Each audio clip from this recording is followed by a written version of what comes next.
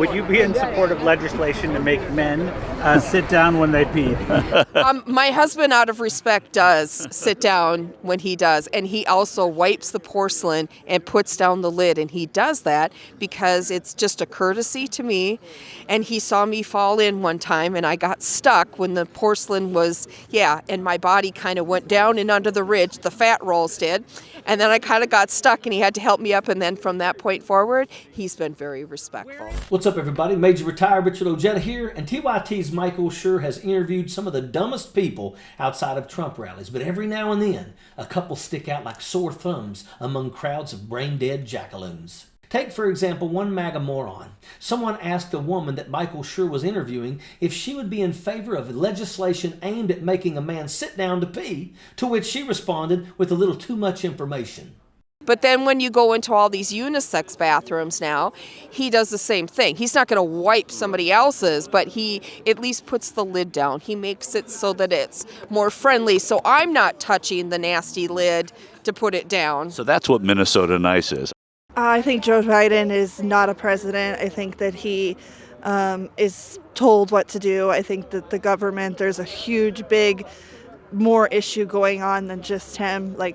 He's being told what to do. I feel like they're just trying to control, and I think Trump would be, I love Trump. I think everything he says is honest, and he's looking out for each and every one of us and the country's best interest. When you hear about the woman's story about getting stuck in a toilet, it really makes you wonder how some of these people function in society, how they hold jobs and such. Michael Shure's fact-based reporting seems to confuse these folks at times. When asked to elaborate and explain their responses, they seemingly have trouble shifting out of first gear. In other words, they are stuck on stupid. They either repeat talking points that they've heard on some podcast like Steve Bannon's or make up their own. Donald Trump did say, as we talked about this on his first day, he was going to be a dictator. And would you rather have 4 years of Donald Trump as a dictator or 4 years of Joe Biden as a president?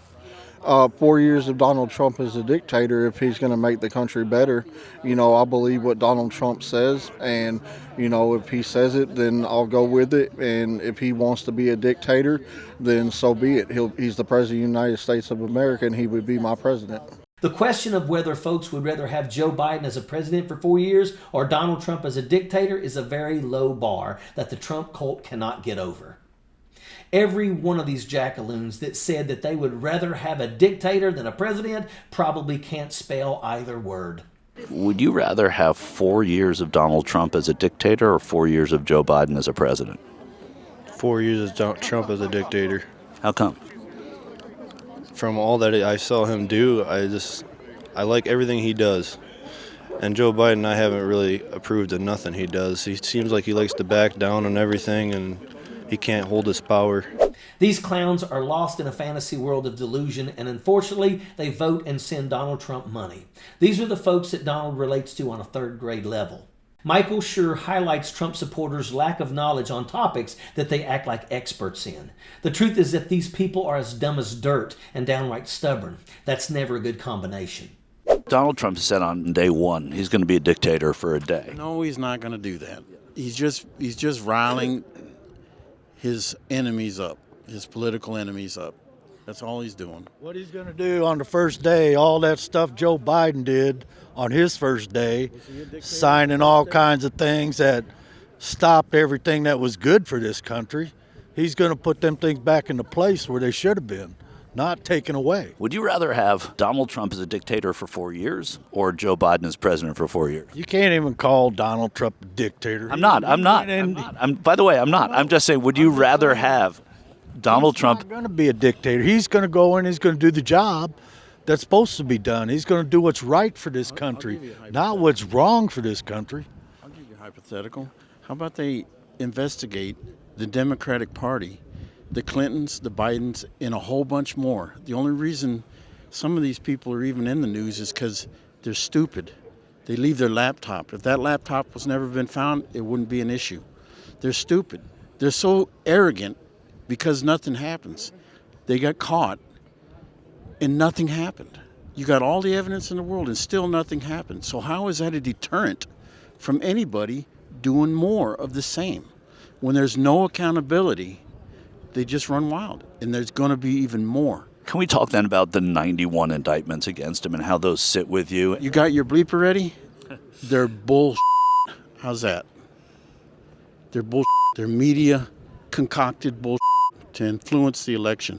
The people that don't pay attention, they hear what you just said, 91 indictments, felony indictments. Well, he must be a criminal then. They're bull.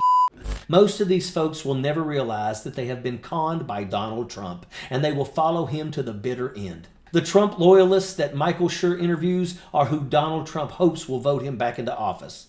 Donald Trump uses these people as useful idiots, but they see him as larger-than-life figure.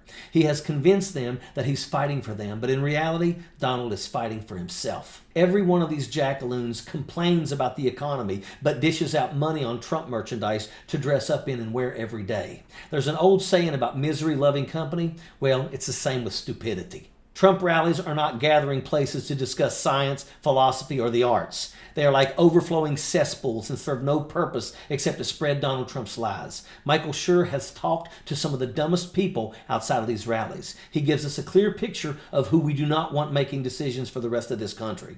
This is Donald Trump's army, the legions of brain-dead morons that will be voting for him if he is the eventual nominee. We do not want these idiots making decisions that will affect all of our lives. 2024 is going to be a fight. It's good versus evil, and you got to pick a side. And that is an absolute fact. Sappers clear the way, airborne all the way.